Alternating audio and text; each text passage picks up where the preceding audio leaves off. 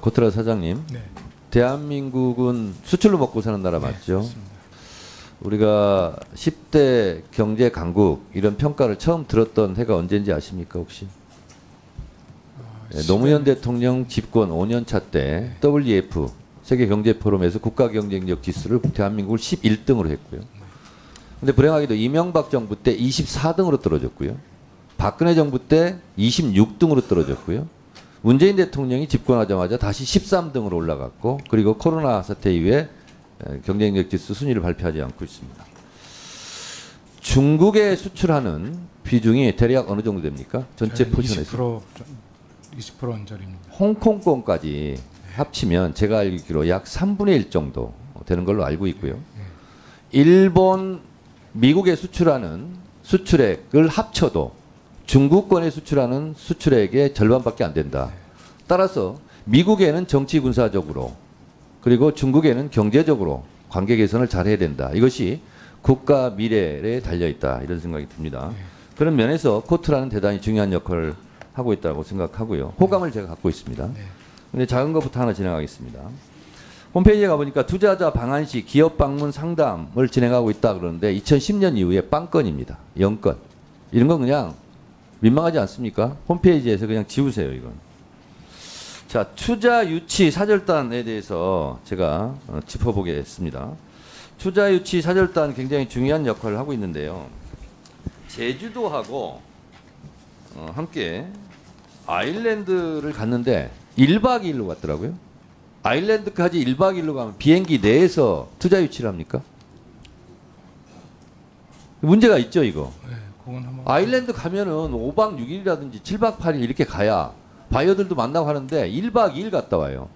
뭐 실제로 못 만나요, 그리고 기업당 한 명이 가는데 비행기 값 50%를 지원하더군요. 네. 이런 걸 보고 선택과 집중을 하라 이런 겁니다. 1박 2일 아일랜드 가가지고 도대체 뭘 어떻게 하겠다는 건지.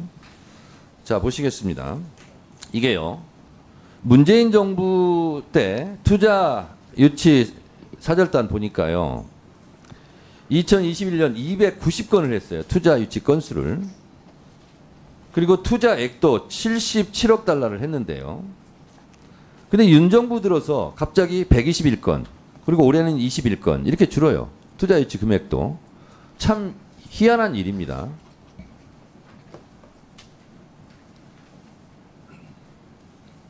투자 유치 실적을 보더라도 문재인 정부 48건, 2022년 윤 정부 때 44건, 22건 이렇게 줄어들어요.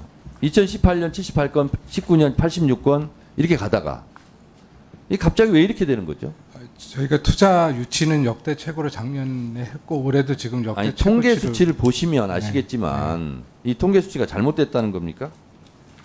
건수보다 금액적으로는 저희가 최대치로 지금 아니, 제가 투자 지금 유치를 하고 수치를 있습니다. 보고 계시잖아요, 사장님. 네. 공교롭게 이렇게 됐고요. 그 중국에 대해서 보니까 이제 중국 시장을 진출 확대하려면 공격적으로 인력 예산을 투입해야 되는데 최근 3년간 대중국 무역 확장을 위한 외부 연구 용역 현황이 0건이에요. 그런데 이 기간 동안 몇 건을 시행을 했냐면 총 44건을 했습니다. 근데 대중국 무역 확장을 위한 연구 용역은 0건이에요. 왜 이러죠? 저희는 중국을 굉장히 중요시 생각해서 여러 사업들도 많이 전개하고 있고 아니, 시장 보고서도 사장님, 많이 내고 있습니다. 네. 이것도 공교로운데 윤석열 정부 들어서자마자 지금 중국 수출이 막혀 있고 무역 수지 적자죠, 지금 중국이. 예, 코로나 중국이 중국권이 3분의 2를 차지하고 있는데 우리 수출에 여기가 적자니까 당연히 전체적으로 적자죠. 네. 그리고 발표하는 것마다 이상해. 불황의 흑자를 얘기해. 수출이 줄고 수입이 늘어가지고 거꾸로 했나요, 제가? 수입이 엄청 줄고 수출이 느리니까 조금 수출해서 이익을 봤다. 그래서 그걸 흑자라고 얘기해요. 자, 그리고 통계 수치 보세요. 대중국 무역 수지 이게 보세요. 공교롭게 2022년 5월부터 중국이 수출이 빨간 선이에요, 지금. 사장님한테 탓하고 싶은 생각은 없어요. 엉뚱하게 유럽 이런 데 가가지고 대중국 혐오발을 하고 반중 운운하고 하니까 이렇게 되긴 하는데 윤석열 정권에서 이렇게 할지라도 무역 공사 포트라에서는 중국 무역을 어떻게 하면 확장할까?